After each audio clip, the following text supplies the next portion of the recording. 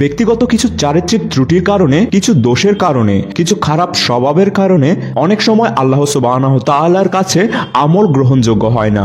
আল্লাহ তাআলা কোনো ইবাদতকেই কবুল করেন না। এরকম 13 শ্রেণীর মানুষের সাথে আজ আমরা পরিচিত হব। আমাদের নিজেদের মধ্যে এর কোনো একটি দোষও যদি থেকে থাকে তবে তার সংশোধন করে আল্লাহর কাছে খাস দিলে তওবা করে আমরা সঠিক পথে, আল্লাহর পথে, রাসূল সাল্লাল্লাহু আলাইহি ওয়াসাল্লামের পথে, দ্বীনের পথে, জান্নাতের পথে ফিরে আসব। এই ভিডিওটি সম্পূর্ণ দেখার অনুরোধ রইল। এটি আপনাদের জন্য একটি পথ প্রদর্শক হিসেবে কাজ করতে পারে। নম্বর 1, যে ব্যক্তি অমুসলিম ছিল, ইসলামে আসলো, আল্লাহ এক ও অদ্বিতীয়, আল্লাহর কোনো শরিক নাই এবং তিনি একমাত্র উপাস্য বলে সাক্ষ্য দিল, কিন্তু অতঃপর সে অমুসলিমদের মধ্যে ফিরে গেল। সে মুসলমানদের সমাজে ফিরে আসার আগ পর্যন্ত তার কোনো আমলই আল্লাহর কাছে কবুল হবে না। নম্বর 2, সঠিক উপায়ে যে ব্যক্তি পবিত্রতা অর্জন করেনি তার সালাত আল্লাহ সুবহানাহু তাআলা কখনোই কবুল করবেন না।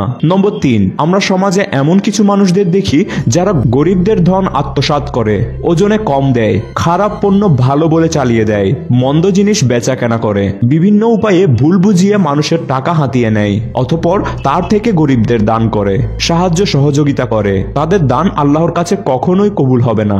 নম্বর 4, যে প্রাপ্তবয়স্কা মহিলা তিনি ভালো করে ওড়না মাথায় দিয়ে সম্পূর্ণ সতর ডেকে পর্দা করে সালাত আদায় করে না, তার ইবাদত কখনোই আল্লাহ সুবহানাহু তাআলার দরবারে পৌঁছাবে না, তার সালাত কবুল হবে না। নম্বর 5, যে মহিলা সুগন্ধি লাগিয়ে মসজিদে গেছেন, বাহিরে গেলে তো আরো ভয়াবহ অবস্থা, ওই মহিলা সুগন্ধি ধোয়ার আগ পর্যন্ত, গোসল করার আগ পর্যন্ত, সুগন্ধি দূর করার আগ পর্যন্ত তার সালাত আল্লাহর কাছে কবুল হবে না। নম্বর 6, ওই ইমাম যে মানুষের ইমামতি করলেন অথচ মুসল্লিরা তার উপর ন্যায়সঙ্গত, যুক্তিসঙ্গত, শরীয়তের দৃষ্টিতে কোনো কারণে অসন্তুষ্ট, তার ইবাদত আল্লাহর কাছে কবুল হবে না। এই বিষয়ের সাথে সম্পৃক্ত, অর্থাৎ ইমামের নামাজ কবুল না হলে তার মুসল্লিদের নামাজ কি গ্রহণযোগ্য হবে?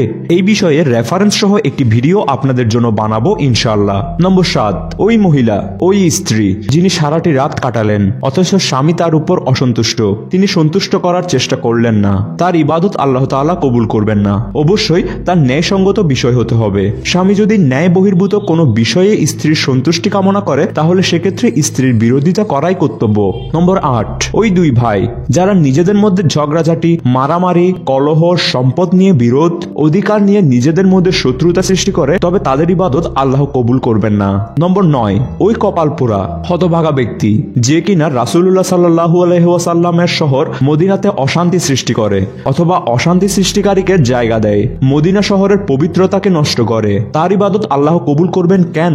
কেননা যে মদিনার শত্রু সে রাসূল সাল্লাল্লাহু আলাইহি ওয়াসাল্লামের শত্রু, যে রাসূল সাল্লাল্লাহু আলাইহি ওয়াসাল্লামের শত্রু সে আল্লাহর শত্রু। নম্বর 10, ওই কুলাঙ্গার সন্তান যে মা বাবার অবাধ্য, নাফরমান, যে মা বাবার নির্দেশ অমান্য করে, যে মা বাবা তাকে জন্ম দিল, দুনিয়ার আলো দেখালো, তাদের সাথে খারাপ আচরণ করে, নাফরমানি করে, তার ইবাদত আল্লাহ কবুল করবেন না। নম্বর 11, ওই ব্যক্তি যে মানুষদেরকে দান সদগাহ করে, সাহায্য করে, অতঃপর দান গ্রহীতাকে খোটা দেয়, তার দোয়া কখনোই আল্লাহর দরবারে কবুল হবে না। নম্বর 12, যে ব্যক্তি তাকদীরকে অর্থাৎ ভাগ্যকে অস্বীকার করে, তার দোয়া আল্লাহ কবুল করবেন না। উল্লেখ্য, তাকদীরে বিশ্বাস তো ঈমানেরই অঙ্গ।